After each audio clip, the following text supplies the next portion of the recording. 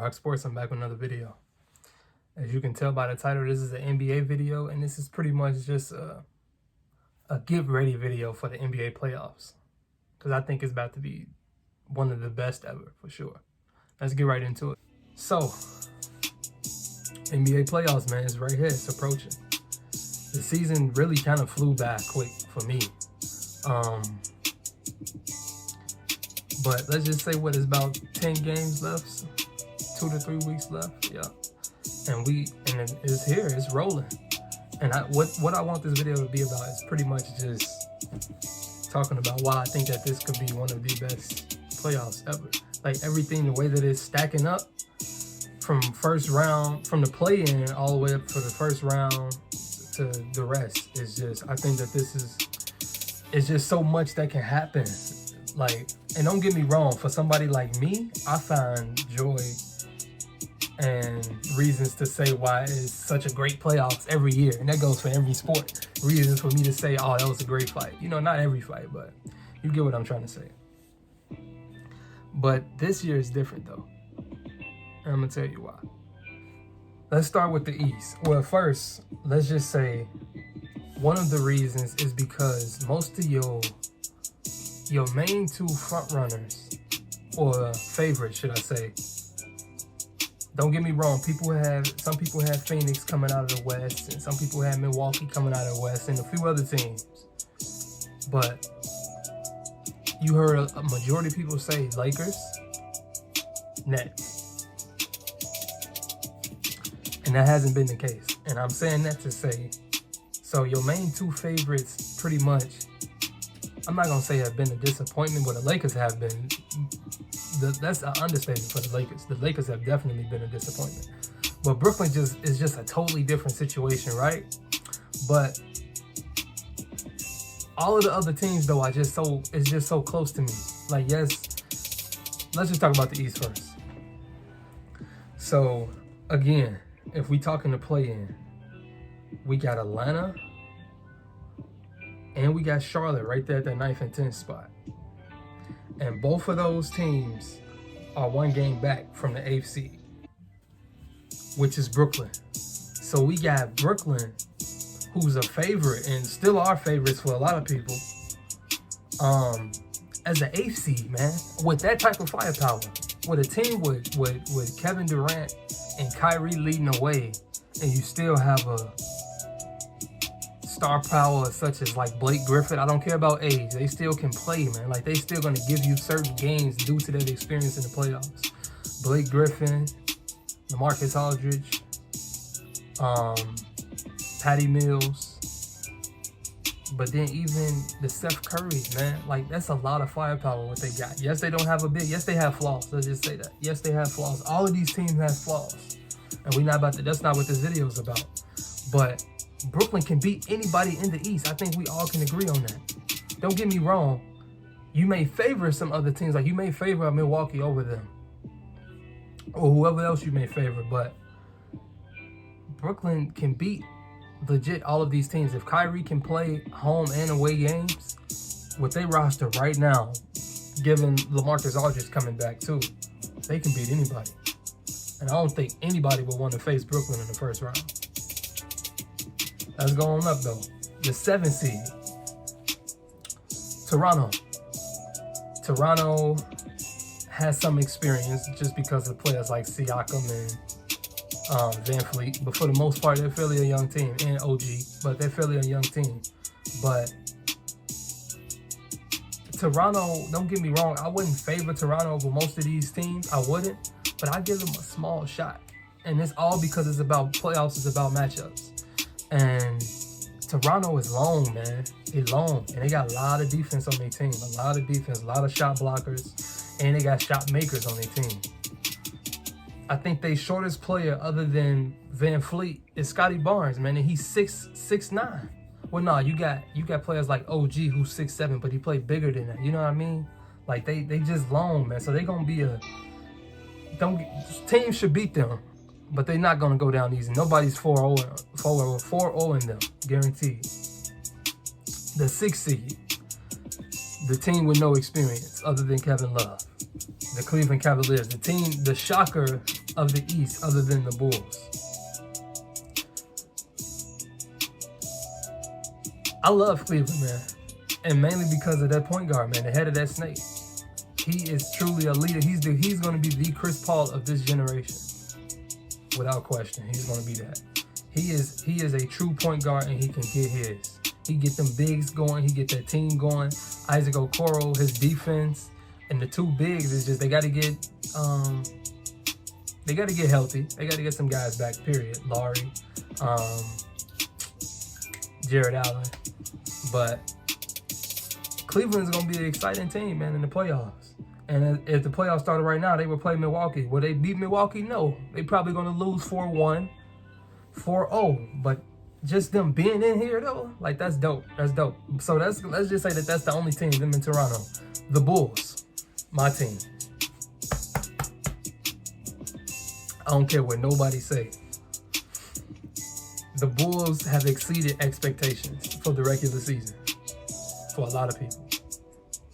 For me, because I'm truly a believer as if the Bulls didn't suffer as many injuries as they have, and don't get me wrong, everybody has suffered injuries. But because of COVID and injury, the Bulls have had so many problems since COVID has hit the NBA. They was the first team. But the Bulls are going to be a tough out for anybody. As a Bulls fan, I'm not going to come up here and say that we coming out of the East. I'm saying that as a fan, but I'm not. I'm saying that with my heart and not with my head. Do I believe we have a shot though? Absolutely. Absolutely. If Lonzo Ball come back, we just got Caruso back, we just got Patrick Williams back. They're getting their legs back under him, so Lonzo won't have time, regardless of when he come back, to get his legs back under him. To a playoff level, even to just a regular season level, but especially to a playoff level. But nonetheless, just having him back. If we can get him back, I don't fear nobody in the East. Yes, we might have lost the season series to Milwaukee. Yes, we might have lost the season series to Philly.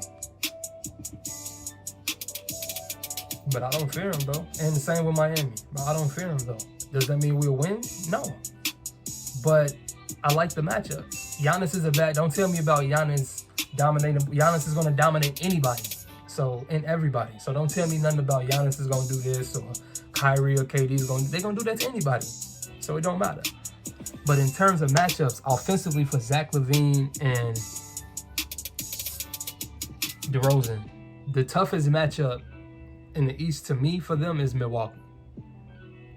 And they would need Vucevic to have the best series that he can have in that. Other than that,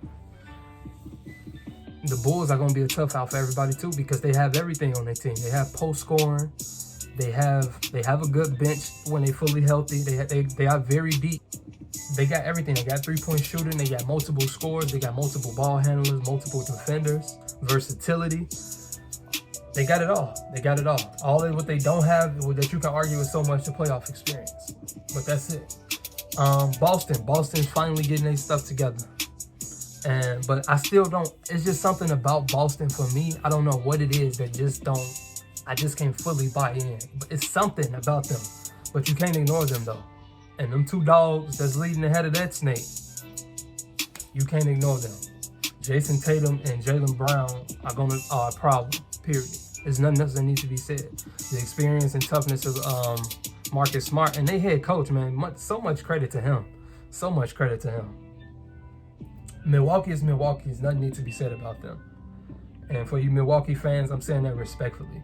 It's nothing that needs to be said. Y'all are proven. Y'all are established. Y'all are the champs. Period. So everybody is coming for y'all, regardless of season. Philly, Embiid is playing out of his mind. The MVP. You can toss it up, but nonetheless, he's an MVP candidate. Top 3 on everybody's board. MVP. Embiid is on another level, and he's gonna dominate anybody. He's been healthy, and let's knock on wood that he stay healthy. He's gonna dominate the playoffs. Period.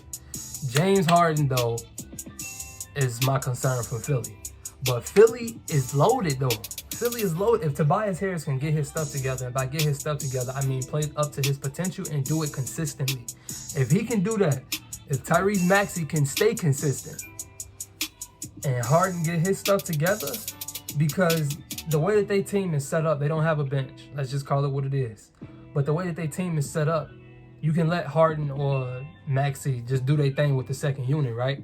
But I prefer it to be Harden. But Harden has to be Harden. He can't be this just a guy, or just because he don't even be an all-star sometimes. Harden just randomly fades in games now. And these dudes' numbers, I feel like everybody in this era numbers look good to a degree. You can still distinguish, you know, who's great, who's superstars, and who's not. But I feel like everybody's numbers for the most part still look good. But Harden has to be a superstar in the playoffs. He has shown that in the past that he can be, but he has also shown that he would disappear. Next, Miami. Miami is,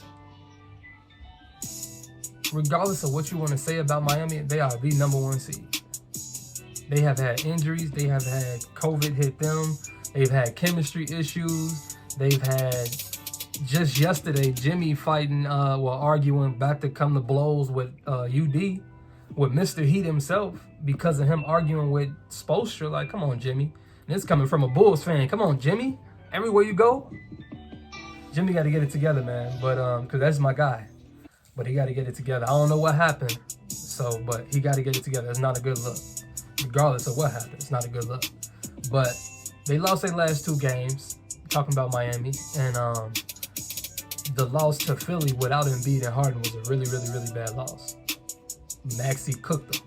And they pretty much had their full team. Heat fans was quick to say, just like Bulls fans to a degree, oh, we didn't have this player, we didn't have that player, blah, blah, blah. They had all their people, and the Sixers missed their 2 big guns and they lost. But the Heat, they have everything as well. So there's a complete team. They have experience, they have toughness, they got defense, they got scoring, they got multiple ball handlers, multiple shooters, shot makers, they got mid-range shooters, they got post-up play, they got a shot blocker, and Bam, even though he's smaller, but that's the only thing you could say they may lack a little height. But Miami is Miami. All right, so in that 10th seed, we got New Orleans. Man. I just like New Orleans so much, man. Like in terms of their roster and everything, the way how it's set up. But I'm a Duke fan too. For people that don't know, again, I am an Eagles. I'm an Eagles. For the NFL, Eagles are my team. For the NBA, the Bulls are my team. And for college basketball, Duke is my team.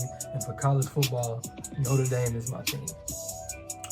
With that being said, Zion, man, has been a disappointment because he's the real deal. And he hasn't been able to show that because of his health. And mostly because of his eating habits. But that video is not here for that. The Pelicans, I like them, but it's not this year. Not this year. It's not time for them yet. Maybe next year, though. With CJ, they bring back CJ, Brandon Ingram, a healthy and motivated Zion, and build around that. I love the other young pieces, but build around that, and they ready to go. They can go from there in terms of building. Next, the Lakers. Lakers fans, I've been saying this since y'all make the move. Why? Lakers fans, why? And y'all keep hanging on hope. If AD do this, if AD gonna come back and disappoint y'all. Even if y'all make the playoffs. Y'all not doing nothing. This team is not doing nothing in the playoffs. Period. I'm not saying nothing about the Lakers, except for LeBron is playing great. And Malik Monk has been playing great too. Austin Reeves has a lot of potential and has shown moments. Been very disappointed in Russ, but at the same time, I'm not very disappointed in Russ. This is who he is. Next, the Clippers. My only regret, or wish, not regret, but wish that we could have had this whole NBA season was for mainly Kawhi, but for Kawhi and Paul George. Don't get me wrong, I'm saying mainly as in, don't get me wrong, I want both of them to be healthy, but I'm saying mainly Kawhi because Kawhi is a difference maker in the playoffs. And he is an all-time great player in the playoffs. Go look at the numbers and go compare him to other great players. He's an all-time great player in the playoffs, Kawhi. So, but my only wish was that Kawhi, mainly Kawhi, but that Kawhi and Paul George could have been healthy. Because as well as the Clippers have played, as deep as the Clippers are, man, the Clippers are so deep. The Clippers are so deep, bro. So deep. And when you look at their team, the last trade that they made for getting Norman Powell and Robert Covington, that took them over the top, in my opinion. Don't get me wrong, I always thought the Clippers was that. But that's my only wish that I wish that could have happened for this NBA season. Next. The team that I'm most happy for other than the Bulls is the Minnesota Timberwolves because of Karl Anthony Towns. I love Karl Anthony Towns. Anybody that know me, I always love his game. When you talk about best bigs in basketball, I don't know why his name don't get mentioned enough. Do he not always play up to his potential, meaning the past couple of years? For whatever reason, some stuff are off the court, and it's very, you have to be a sick person to not empathize with him and sympathize with him. But for what he dealt with is what I'm talking about. But so my point is, has he not played up to his potential, Cat? Absolutely. He has had moments when he hasn't played up to his potential. But you can say that about every player, and especially every big, with the exception of Joel Embiid just started playing up to his potential consistently this year. Embiid had a lot of stinkers throughout the season, all throughout the years, regardless of reason why. If it was health or whatever the reason why, he's just now starting to put it all together. And I'm happy for him for that. But Karl Anthony Towns, man, that's my guy. He is a stud. He is a top 15 talent in this league, period. Anthony Edwards, I love him. Them in the playoffs are going to be very exciting to watch. The young guns, and they're going to be excited to be there. They're going to have a lot of energy. And I would love to see Karl Anthony Towns continue to dominate in the playoffs and Anthony Edwards have his arrival moment in the playoffs. The key for them, though, if they want to have an upset, is D'Angelo Russell. You have to pick it up. D'Angelo Russell is really just a guy, man. It's crazy. I'm honestly disappointed. Don't get me wrong. He have his games when he's solid. He hasn't been terrible, but he's just a guy. Like, he's so replaceable is what I'm saying. Very much replaceable. And it's just a disappointment for if you had any expectations for certain players coming out. You know what I mean? But they might be a year away still, but I'm just happy to see them in here. Denver. Man, that man Jokic. The Joker. If they get Jamal Murray back and MPJ back, nobody's going to want to see them. Period. And if they can get them back, which if they can play at least 3-4 games before playoffs, that'll be even better. But if they get them back, man, I know it's a wrap, but Denver, man, people forget what they were before Jamal Murray got hurt. Yes, certain teams played different in that bubble, but Jamal Murray was having his arrival moment in the playoffs. I think people forget.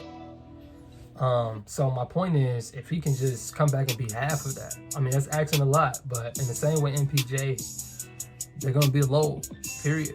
Are they going to win?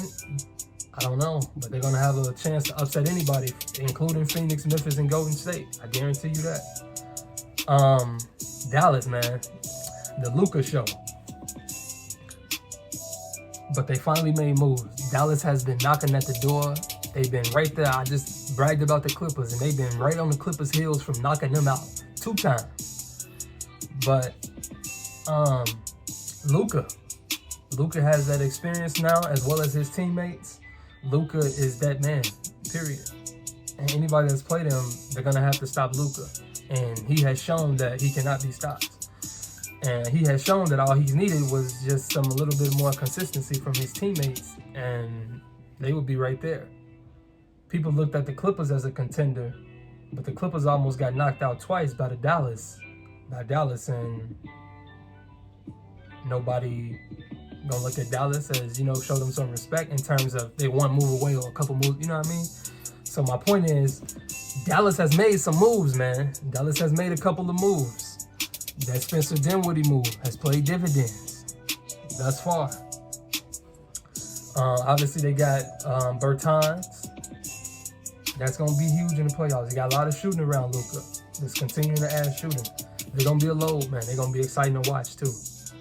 Utah Jazz, man. It's just something about Utah. Utah is my Boston for the East. They're always there, but it's just something about them. I know their leaders are stars. I know Donovan Mitchell's a superstar. A star emerging to superstar. Donovan Mitchell, that is. But I just don't like or trust nobody else. Rudy Gobert is a hell of a defensive player, but that's it. Michael Conley's old. We could just keep going down the list and nitpicking at your resume. Jordan Clarkson is Jordan Clarkson. That's not going to get you over the hump. You know what I mean? Like, he's a good player. He's a sixth man. He play his role. He has his games where he can go get you 20 plus, or, you know, but he's a sixth man, man. That's what it is. He's not what y'all need to propel to the next level to compete with the Phoenix and Golden States. And when you're looking at these teams, they go deep, man. Utah is not deep. Period.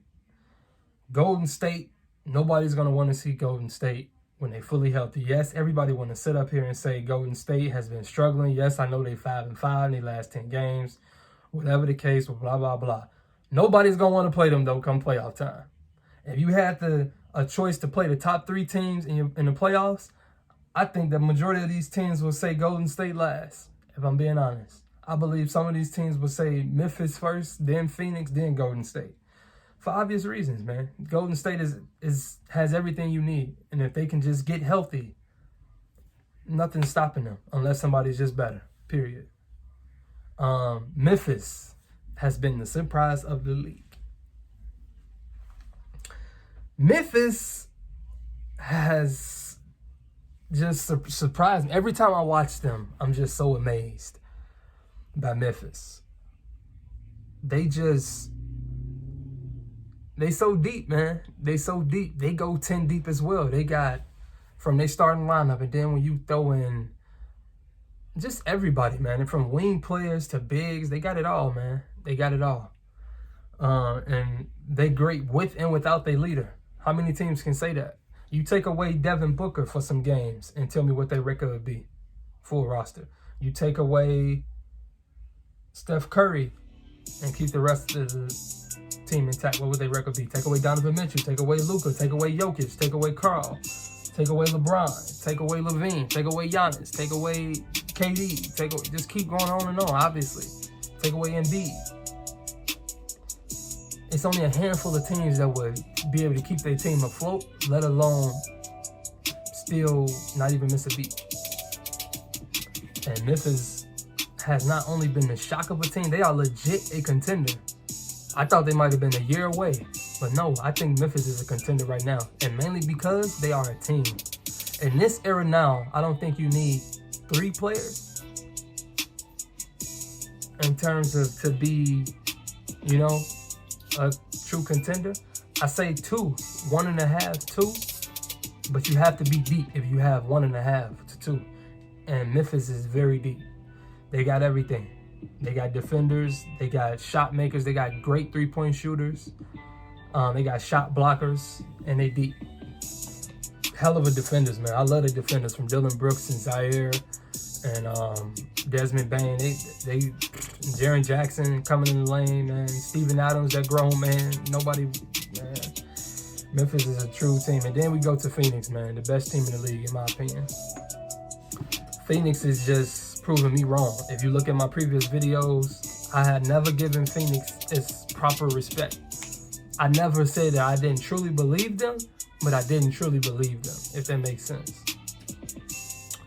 But I truly believe them now, man. They the real deal. They the real deal. And they, like everybody else, or like a couple other teams I've said, they got everything. And I know I said that again about some teams, but that's the reason why I'm making this video. Because this playoffs is about to be so lit, man. Like I said, from the play-in all the way until this playoffs is about to be deep. So I advise everybody to get in tune now if you're not in tune. For anybody that's tuned into this video that's still watching, because I know I've been rambling. Anybody that's still in tune, that follows boxing or the NFL, watch this year NBA playoffs, and I bet you'll become an NBA fan. I got more videos coming out. I'm still trying to figure out how I want to put them together though. But in terms of NBA videos before the playoffs, and then in terms by playoffs, we doing breakdowns of everything. This is RocSports. Stay tuned. I'm checking out. All of my boxing, NFL, and NBA fans, like, share, and subscribe, man. Keep coming back. I'm gonna be dropping more content.